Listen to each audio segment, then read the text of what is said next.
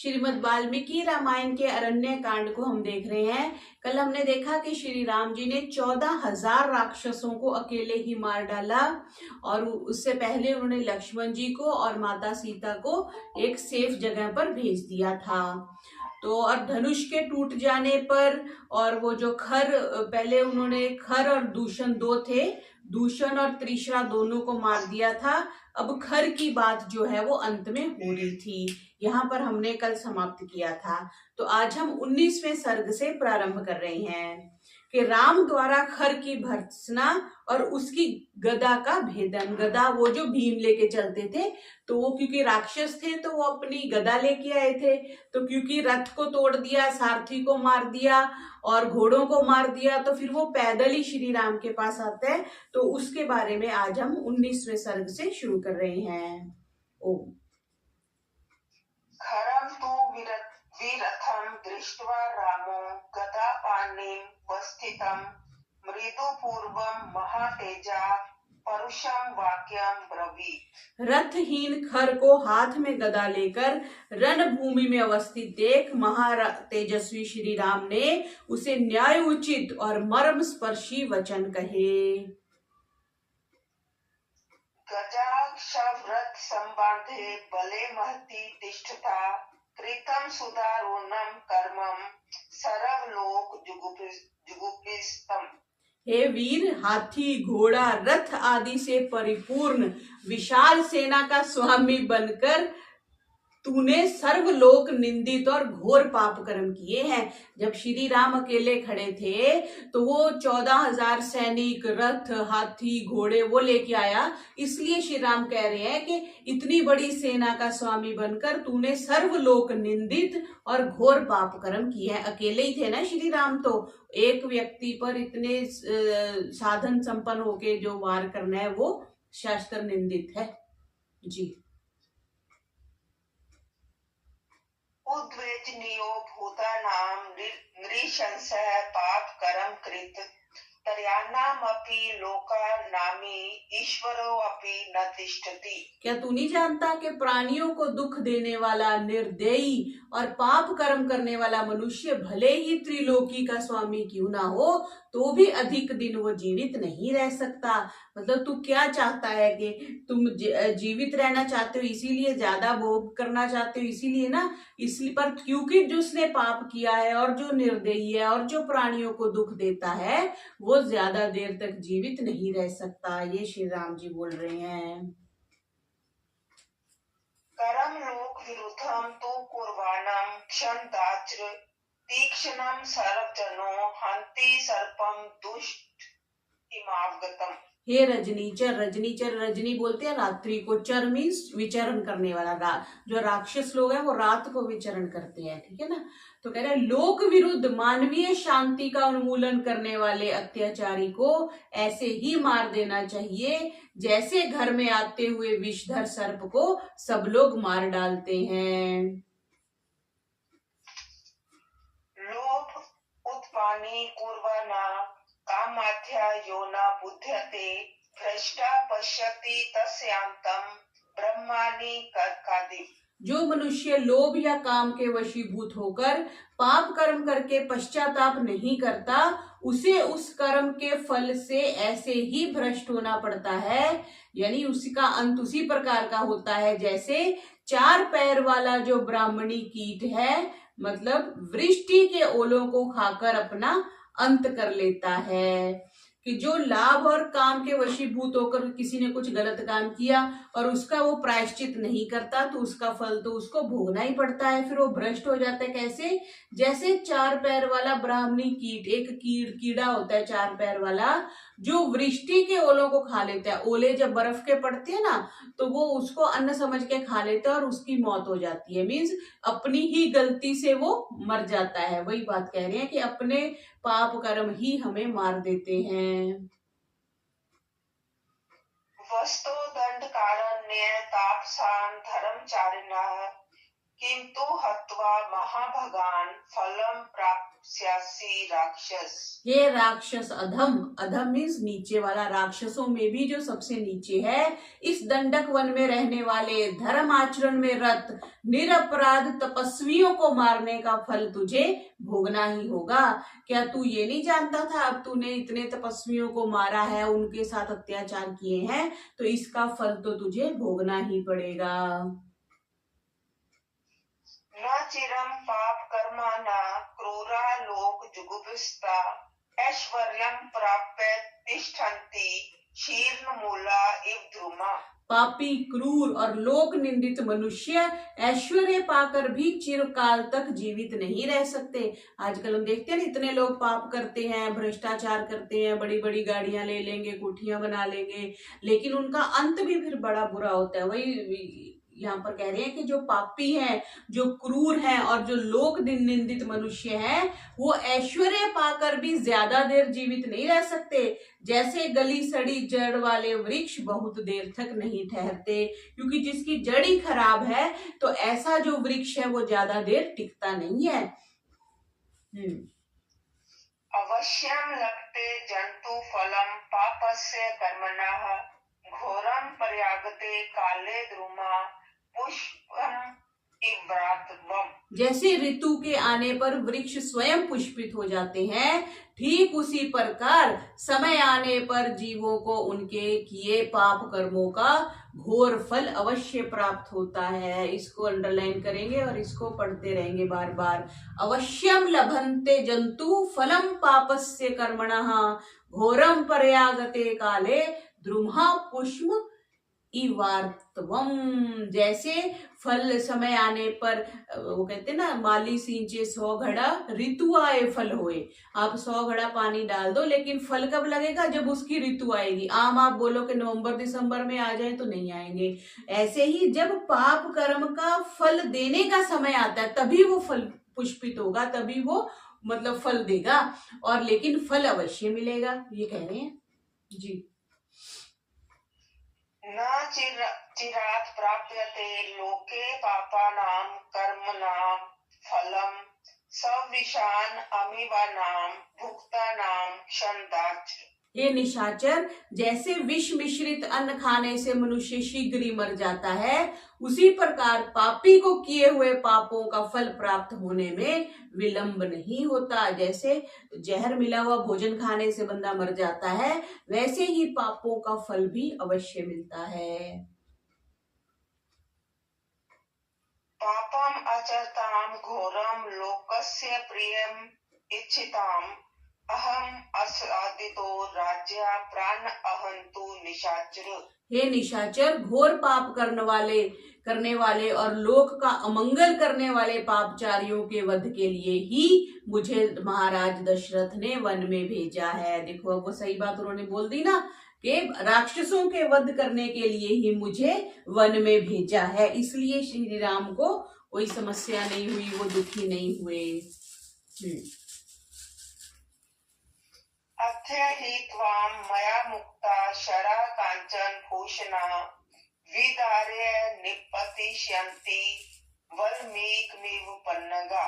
मेरे द्वारा छोड़े गए ये स्वर्ण भूषित बाण तेरे शरीर को छिन्न भिन्न कर पृथ्वी में ऐसे ही घुसेंगे जैसे सर्प अपनी बांबी में घुसता है। प्रहर्त्वं यथा कामं कुरु यत्नं कुलाधम अध्यते पातेष्यामि शिरस्ताल फलम यथा। अरे कुला अधम, मुझे मारने के लिए तुझे जो उपाय करना हो वह कर ले, और यथेष्ट प्रहार भी कर ले। अंत में तो मैं तेरे सिर को ताड़ के वृक्ष के समान काट कर गिरा दूंगा। तो श्री राम को पता था कि मैंने इसको मार देना है, फिर भी उसको कह रहे तूने जो करना है कर ले, अंत में तो मेरी ही जीत होगी। मुक्तस्तु रामेण क्रुधा संरक्त लोचना प्रत्युवाच हरो रामम परहसन क्रोध मूर्छिता। श्री राम के ऐसा कहने पर खर क्रोध के मारे लाल लाल आंखें निकाल और तिरस्कार सूचक हंसी हंसता हुआ क्रुद्ध होकर बोला। प्रात्रेतान राक्षसान हत्वा युद्धे दशरथात्मज आत्मना कथम आत्मनाम प्रशंस्यम प्रशंससि। हे दशरथ नंदन, संग्राम में साधारण राक्षसों को मारकर प्रशंसनीय ना होने पर भी तुम अपने मुख से अपनी प्रशंसा क्यों कर रहे हो? विक्रांता बलवंतो वा ये भवन्ति नरर्षभा कथयन्ति नाते किंच तेजसा स्वेन गर्विता। जो पराक्रमी, बलवान और तेजस्वी पुरुष होते हैं वे अपने प्रताप से गर्वित होकर अपनी प्रशंसा स्वयं नहीं करते। ये राक्षस श्री राम को बोल रहा है। न तु मामेव तिष्ठन्तं पश्यसि त्वं गदाधरं धराधर इन वाक्यं पर्वतं धातुभिश्चितम्। हे राम, नाना प्रकार की धातुओं से चित्रित अकंप, अकंप मीन्स जो कांपता नहीं है, कंप हम समझते हैं कांपने वाला, अकंप जो कांपता नहीं है, स्थिर है, अकंप पर्वत के समान अचल और अटल गदा हाथ में लेकर लड़ने के लिए उद्यत, क्या तुम मुझे और मेरी शक्ति को नहीं देख रहे हो? अपनी, अब श्री राम को बोला था अपनी प्रशंसा स्वयं क्यों कर रहे हो, और खुद ही अपनी प्रशंसा कर रहा है। पर्याप्तो अहम गदा पाणिर्हन्तु प्राणान् रणे तव तर्यान् अम्पि लोकानां पाशहस्त इवांतकः। मैं अपनी गदा हाथ में लेकर पाशधारी यमराज की भांति युद्ध में केवल तेरा ही नहीं अपितु तीनों लोकों का संहार कर सकता हूँ। राक्षस ऐसा कह रहा है, मैं तीनों लोकों का संहार कर सकता हूँ। कामं बहिरपि वक्तव्यं तवे वक्ष्यामि न त्वहम् अस्तं गच्छेति सविता युद्ध विघ्नस्ततो भवेत्। यद्यपि तुम्हारी आत्मश्लाघा के उत्तर में मैं भी बहुत कुछ कह सकता हूँ, तथापि मैं तुमसे अब और कुछ नहीं कहना चाहता, क्योंकि कहने सुनने में समय निकालकर यदि सूर्य अस्त हो गया तो युद्ध में विघ्न होगा, अर्थात युद्ध बंद हो जाएगा। चतुर्दश सहस्राणि राक्षसानां हतानि ते तव द्विनाश अत्करो महेश तेषां अस्तर प्रमादनम्। तुमने जो 14,000 राक्षसों को मारा है, सो अब मैं तुम्हें मारकर उनकी विधवा स्त्रियों और अनाथ बच्चों के आंसू पोंछूंगा। ये राक्षस बोल रहा है। इत्युक्त्वा परम क्रुद्धस्तां गदां परम आदंग खरश्चिक्षेप रामाय प्रदीप्तं माम अशनि यथा। ऐसा कहकर खर ने अत्यंत क्रुद्ध हो वज्र के समान जाज्वल्यमान अपनी भीषण गदा से राम के ऊपर प्रहार किया। तामापतन्तीं ज्वलितां मृत्युपाशोपमां गदां अंतरिक्षगतां राम छिद्दे बहुधा शरः। मृत्यु पाश के समान अपने ऊपर आती हुई उस चमचमाती गदा को श्री राम के अनेक बाणों से उन्होंने आकाश में ही छिन्न भिन्न कर दिया। जैसे हमने रामायण में, महाभारत में देखा है, एक उधर से गदा आ रही है, इधर से श्री राम ने तीर मार के उसको आकाश में ही रफा दफा कर दिया। अब आगे 20वें सर्ग में खर का वध, अब श्री राम खर का वध करेंगे जी। हित्वा तु तां गदां बाणैः राघवो धर्म वत्सलः समयमानः खरं वाक्यं संरक्त इदं ब्रवीत्। धर्म वत्सल श्री राम अपने बाणों से उस गदा को नष्ट कर घबराए हुए खर से उपहास पूर्वक बोले। एतते बल सर्वस्वं दर्शितं राक्षसाधं शक्तिहीनतरो मतो वृथा तव मव गर्जसी। हे राक्षस अधम, क्या यही तुम्हारा संपूर्ण बल था जिसे तुमने गदा फेंक कर दिखाया है? अब तो मुझे पता चल गया कि तू शक्ति में मुझसे हीन है और तेरा डींग मारना व्यर्थ है। यत् व्योक्तं विनष्ट नामहं श्रुप्रामाचनं राक्षसानां करोमीति मिथ्या तदपि ते वजः। तुमने जो कहा था कि मैं तुझे मारकर राक्षसों की विधवाओं और अनाथों के आंसू पोंछूंगा, तेरी यह प्रतिज्ञा झूठी हो गई, क्योंकि लास्ट उसके पास गदा ही थी और वो उसने पूरा जोर लगा के श्री राम पर दे दी थी, मारी थी। नीचस्य शूद्रशीलस्य मिथ्यावृत्तस्य रक्षसा प्राणान् परहरिष्यामि गरुत्मान अमृतम यथा। जैसे गरुत्मान ने अमृत का हरण किया था, वैसे ही आज मैं भी तुझ नीच क्षुद्र स्वभाव और मिथ्याचरण करने वाले राक्षस का प्राण हरण करूंगा। परविध निद्रे शयति त्वयि राक्षस पांसने भविष्यंत शरण्या दंडका इमे। अरे राक्षस अदम, जब तू महानिद्रा में सो जाएगा तब दंडक वन आर्त ऋषियों के लिए सुख से निवास करने का स्थान बन जाएगा। क्योंकि समस्या यही थी ना कि दंडक अरण्य में बहुत से 14,000 तो प्रमाणित ही है, लिखी दिए, तो 14,000 से भी कुछ ज्यादा ही लगाओ, क्योंकि खरदूषण को तो काउंट ही नहीं किया हुआ, तो कितने ज्यादा राक्षस होंगे। और जैसे भी कल ही कोई बता रहे थे ना कि वो जो प्रेमानंद जी महाराज है, उनकी रात्रि यात्रा पर कुछ बैन लगा दिया, तो वो बागेश्वर धाम सरकार यही कह रहे थे कि जो राक्षस प्रवृत्ति के होते हैं उनको दान धर्म यज्ञ पसंद नहीं होते, इसलिए वो अड़चन डालते हैं। तो वही बात है कि ये इनके कारण ही ऋषि लोग यज्ञ धर्म साधना कुछ ऐसा नहीं कर सकते थे। तो अब क्योंकि तुम महानिद्रा में सो जाएगा तो तेरे साथ ही बाकी भी दंडक वन को छोड़ के चले जाएंगे, तो ऋषियों के लिए ये जो दंडक अरण्य है ये सुख का स्थान बन जाएगा, ऐसा श्री राम कह रहे हैं जी। अद्य विप्र सरिष्यन्ति राक्षस्यो हत बांधवा बाष्पाद्रव तना दीना भ्यातन्य भ्यावहा। दूसरों को भयभीत करने वाली राक्षसियां अपने बंधु बांधवों के मारे जाने पर दीन भाव से रोती हुई और भयभीत होकर आज यहाँ से भाग जाएंगी। जब वो रहेंगे नहीं उनके घर वाले, तो वो क्यों रहेंगी?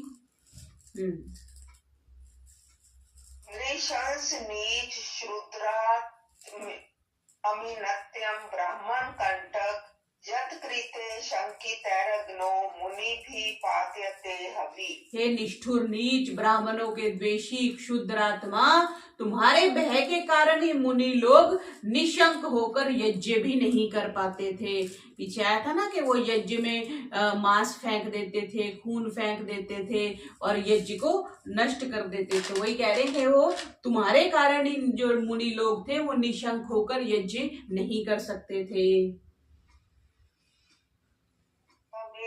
अभिसरमथम ब्रुवानम राघवम रणे खरो निर्भर सयामास रोषात खर त्रस्वना। जब क्रुद्ध हो श्री राम ने खर से ऐसे वचन कहे, तब खर भी कुपित हो उच्च स्वर से राम की भर्त्सना करते हुए बोला।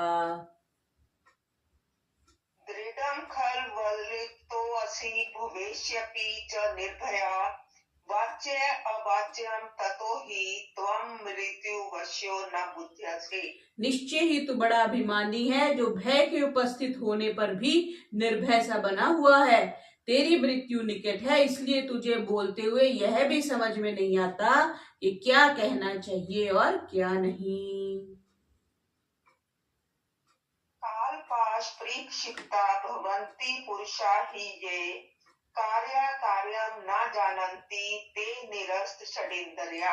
काल पाश में बंधे हुए मनुष्य को कर्तव्य का ज्ञान नहीं रहता, क्योंकि उसकी अंतःकरण आदि 6 इंद्रियों की शक्ति नष्ट हो जाती है। मृत्यु से पहले क्या होता है, 6 इंद्रियों की शक्ति, मन और 5 इंद्रियों की शक्ति नष्ट हो जाती है, इसलिए उसको समझ ही नहीं आती क्या करना है और क्या नहीं करना।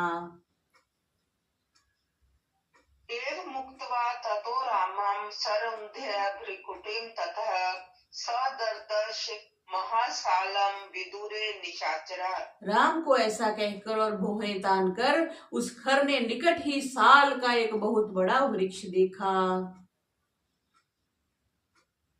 तम समुत्तिक्षिप्य बाहुभ्यां विनद्य च महाबलः रामं उद्दिश्य चिक्षेप हतस्वमिति चाब्रवीत्। उस वृक्ष को उखाड़ और घोर गर्जना कर खर ने उस वृक्ष को दोनों भुजाओं से उठाकर राम के ऊपर यह कहकर फेंका कि बस अब तो तू मारा गया।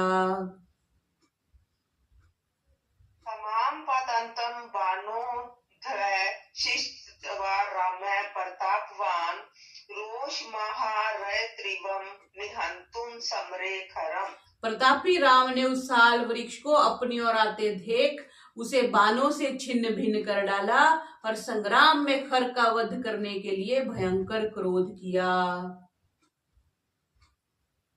जातस वेदस्ततो रामो रोष अद्रिक्ता लोचना निर्विभेद सहस्त्रेन बाना नाम समरे खरम। उस समय श्री राम पसीने से तरबतर हो रहे थे और क्रोध के कारण उनकी आंखें लाल हो गई थी। अतः उन्होंने एक साथ अनेक बाणों से खर को युद्ध में बुरी तरह छेद डाला। विहल्स कृतो बाणः खरो रामेन संयुगे मतो रुधिर गंधेन तमेव अभ्याद्रवद्रुहुतम। जब श्री राम ने उस युद्ध में खर को बाणों के आघात से व्याकुल कर दिया, अपने शरीर से निकलते हुए रक्त की गंध से मतवाला होकर वह बड़े वेग से राम की ओर झपटा। पनंततम सरब्धम कृत अस्त्रो रुधिर अपलुतम अपास्प्रद द्वित्रिपदम किंचित त्वरित विक्रमः।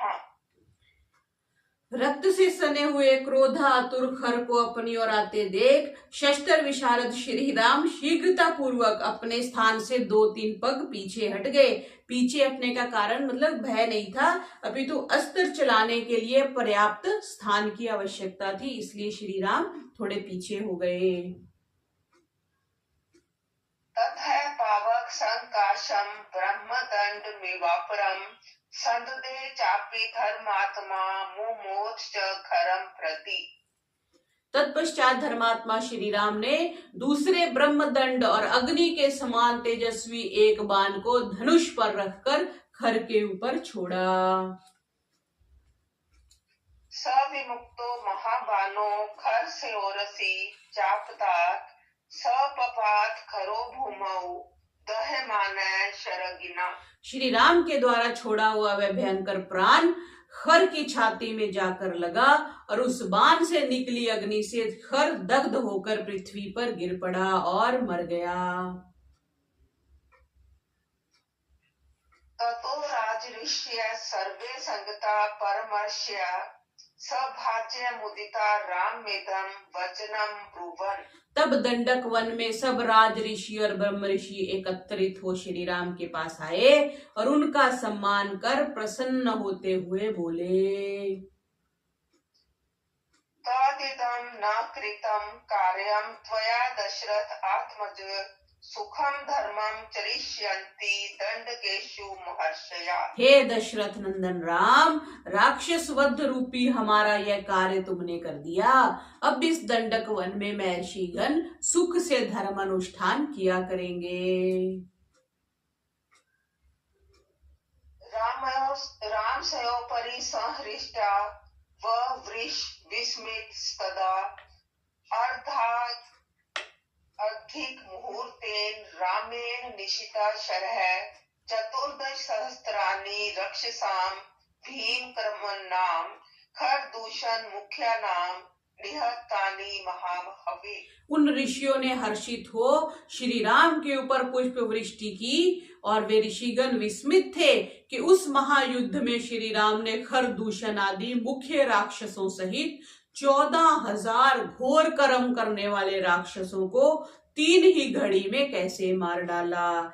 जो 2.5 घड़ी का 1 घंटा होता है, तो 2.5 घड़ी का 1 घंटा हो गया, तो लगभग 1.25 घंटे में उन्होंने करीब 14,000 जो राक्षस थे उनको मार डाला। साधारण मनुष्यों को नहीं, सैनिकों को नहीं, राक्षसों को मार डाला और अकेले ही मार डाला।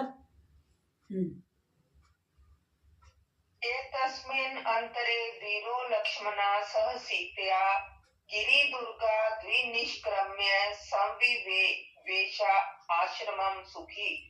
इसी बीच शूरवीर लक्ष्मण सीता जी को साथ लिए हुए गिरिग्रह से निकलकर श्री राम के पराक्रम से प्रसन्न होते हुए आश्रम में पहुंचे। तम दृष्ट्वा शत्रुहंतारं महर्षिणां सुखावहं बभूव हृष्टा वैदेही भर्तारम परिस्वदे। शत्रुहंता और महर्षियों को आनंद देने वाले श्री राम को सकुशल देख जनक नंदिनी सीता प्रसन्न हुई और अपने पति का आलिंगन किया।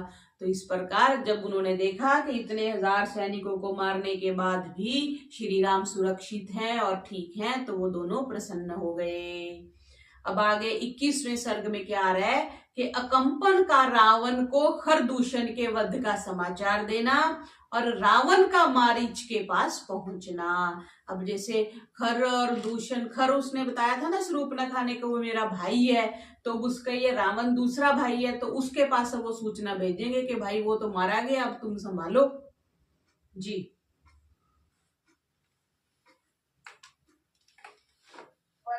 मानस्ततो गत्वा जनस्थानात् कंपनः प्रविश्य लंका वेगेन रावणं वाक्यं ब्रवीत्। खरदूषण आदि राक्षसों के मारे जाने के पश्चात अकंपन नाम का राक्षस शीघ्रता पूर्वक लंका में गया और वहां जाकर रावण से बोला। जनस्थान स्थिता राजन राक्षसा बहवो हता खरश्च निहता संख्ये कथंचित् समागतः। हे राजन, जन स्थान में रहने वाले बहुत सारे राक्षस खर सहित युद्ध में मारे गए, मैं किसी प्रकार बचकर यहाँ आया हूँ। और एक तो कोई कह रहे हैं भावभूषण टीकाकार है, वो ये कह रहे हैं ये जो क्या नाम बताया, अकंपन नाम का जो राक्षस है वो स्त्री वेश में भागा था, क्योंकि अगर वो राक्षस के रूप में भागता तो श्री राम ने उसको भी मार देना था। तो वो स्त्री रूप में बच करके श्रीलंका में गया और रावण के पास पहुंचा। एव मुक्तो दशग्रीवा क्रोधः संरक्त लोचना अकंपन मुवाचेदम निर्दहनीव चक्षुषा। अकंपन के ऐसा कहने पर रावण क्रुद्ध होकर लाल लाल आंखों से माने उसे भस्म करते हुए बोला। केन रम्यम जनस्थानम हतम मम परासुना को ही सर्वेषु लोकेषु गतिम चाद अधिगमिष्यति। किस मुमूर्षु, मुमूर्षु कहते हैं मरने वाले की इच्छा वाले ने मेरे रमणीय जन स्थान को नष्ट किया है? ऐसा कौन अभागा है जो संसार में नहीं रहना चाहता? ये रावण बोल रहा है। तथा क्रुधम सुग्रीवम कृतांजलिर कंपना ध्यात संदिग्ध्या वाचा रावणम याचते अभ्यम। रावण को इस प्रकार क्रुद्ध देख अकंपन बहुत डरा और हाथ जोड़कर लड़खड़ाती वाणी से उससे अभय की याचना करी। अभय मीन्स कि आप मेरे को मारोगे नहीं, मैं आपको बताता हूँ। दशग्रीवो अभ्यम तस्मै प्रददौ रक्षसां वरः सविस्तरथो अब्रवीत वाक्यं संदिग्ध कंपनः। जब राक्षस श्रेष्ठ रावण ने उसे अभयदान दिया तब विश्वस्त होकर अकंपन ने स्पष्ट रूप से सब वृतांत कहा। पुत्रो दशरथस्यास्ति सिंहसहननो युवा हतम तेन जनस्थानम खरश्च सहदूषणा। उसने कहा, महाराज, सिंह के समान सुंदर शरीर अवयव वाले तरुण मीन्स युवा है श्री राम ने, जो दशरथ के पुत्र हैं, जन स्थान में आकर खर और दूषण को मारा है।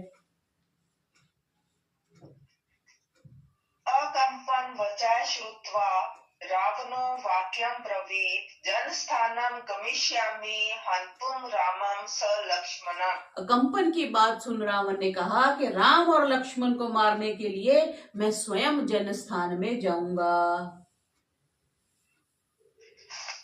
अथैव मुक्ते वचने प्रोवाचेदम कंपनः श्रीनु राजन यथावृतम रामस्य बल पौरुषम। रावण की बात सुन कंपन बोला, हे राजन, श्री राम जैसे चरित्रवान, बलवान एवं पुरुषार्थी हैं, वह मैं कहता हूँ, आप सुनिए।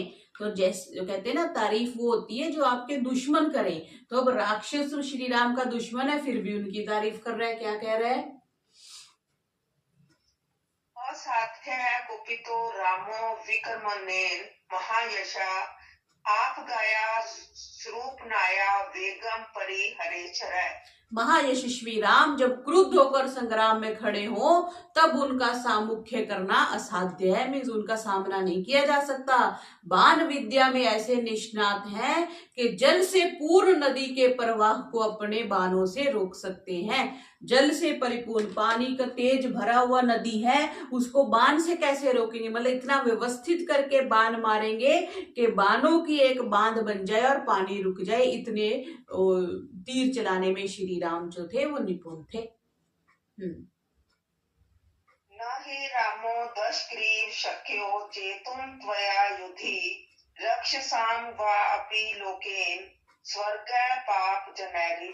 हे दशग्रीव, युद्ध में तुम राम को नहीं जीत सकते, संपूर्ण राक्षसों की सहायता से भी तुम राम पर उसी प्रकार विजय नहीं पा सकते जैसे अधर्मी जन स्वर्ग नहीं पा सकते। तो उसने चेतावनी दे दी कि भाई तुम श्री राम को जीत नहीं सकते।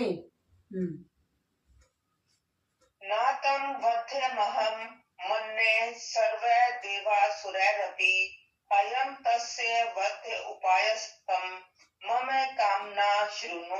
मेरे विचार में सब देव और असुर मिलकर भी श्री राम को नहीं मार सकते। देव और असुर, ठीक है, उसके मारने का केवल एक ही उपाय है, वह मैं बताता हूं, आप ध्यान पूर्वक श्रवण कीजिए। भार्या तस्य उत्तमा लोके सीता नाम सुमध्यमा श्यामा सम विभक्तांगी स्त्री रत्नम रतन भूषिता। श्री राम की धर्म पत्नी जिसका नाम सीता है, संसार की स्त्रियों में सर्वाधिक सुंदर है। उसकी कमर पतली है, उसके शरीर का प्रत्येक अंग सुंदर और सुडोल है। वह युवती है और रतन जटित आभूषणों से सुभूषित है। नैव देवी न गंधर्वी न अप्सरा न अभिदानवी तुल्या सीमंतनी तस्या मानुषीषु कुतो भवेत्। सौंदर्य में देव, गंधर्व, अप्सरा, दानव जाति में कोई भी स्त्री उसके तुल्य नहीं है, वो इतनी सुंदर है। फिर सामान्य मनुष्यों की तो बात ही क्या है। तस्या प्रहर भार्यां त्वं परमथ्य तु महावने सीतया रहिता कामी रामो हास्यति जीवितम। तुम उस महावन में जा, छल कपट से जैसे भी संभव हो उसकी स्त्री को हर लाओ। सीता के वियोग में वह कामी राम अपने प्राण त्याग देगा।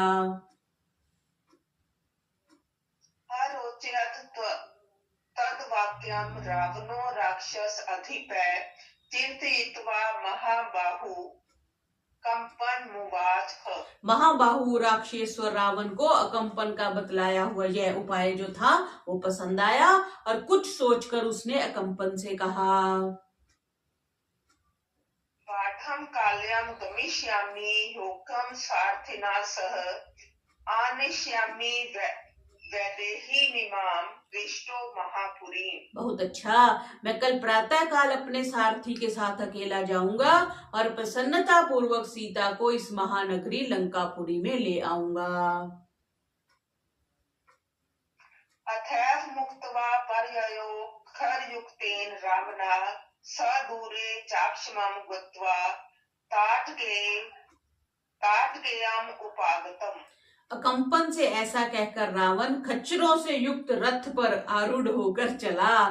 देखो, घोड़ों पे नहीं, खच्चर, खच्चर उस टाइम भी होते होंगे। ये तो कह रहे हैं कि खच्चर जो है गधे और घोड़े का जो हाइब्रिड है, तो खच्चर उस टाइम होता होगा। खर युक्तेन रावणः अथैव उक्तो परयो खर युक्तेन रावणः सदूरे चाश्रम गत्वा ताटकेयम् उपागमत्। और रथ पर आरूढ़ होकर चला। लंबी यात्रा करने के पश्चात वह ताटका पुत्र मारीच के आश्रम में पहुंचा। तम स्वयं पूजयत्वा तु आसने नोदकेन च अर्थ उपहत्या वाचा मारीचो वाक्यम ब्रवीत्। आसन, अर्ध्य, उदक यानी जल आदि के द्वारा मारीच ने स्वयं रावण का सत्कार किया। तदनंतर उसने रावण के प्रयोजन की बात की। कचित सुकुशलम राजम लोकानाम राक्षसेश्वर आशंक्यनाथ जाने त्वं यतस्तुरन मह्यागता। हे राजन राक्षसेश्वर, कहिए राक्षस लोग सकुशल तो हैं? हे नाथ, आपके हड़बड़ाकर यहाँ आने के कारण मुझे राक्षसों के सकुशल होने में संदेह हो रहा है, क्योंकि अदरवाइज तो रावण आते तो सारी सेना को या कुछ मंत्री को साथ लेके आते, पर वो अकेले ही खच्चरों के साथ एक रथ में बैठकर मारीच के आश्रम में आ गए, इसलिए संदेह हुआ कि सब कुशल तो हैं, बाकी राक्षस ठीक हैं। एव मुक्तो महातेजा मारीचेन स रावणा तथा पश्चादिदं वाक्यं प्रवीद वाक्यं कोविदः। मारीच के ऐसा पूछने पर महातेजस्वी और वाक्य विशारद रावण बोला, आरक्षो ये हस्तात् रामेण अक्लिष्ट कर्मणा जनस्थानं वध्यं तत्सवं युधि निपातितम्। हे तात, मृदु कर्म करने वाले राम ने जन स्थान में रहने वाले मेरे सभी आरक्षकों, सीमा की रक्षा करने वालों को मार दिया है और मेरे अजय जन स्थान को भी युद्ध में नष्ट भ्रष्ट कर दिया है। तस्य मे कुरु साचिव्यं तस्य भार्यापहारणे राक्षस इंद्र वचः श्रुत्वा मारीचो वाक्यं ब्रवीत। अब मैं श्री राम की धर्म पत्नी सीता का अपहरण करूंगा, इस कार्य में आप मेरी सहायता करें।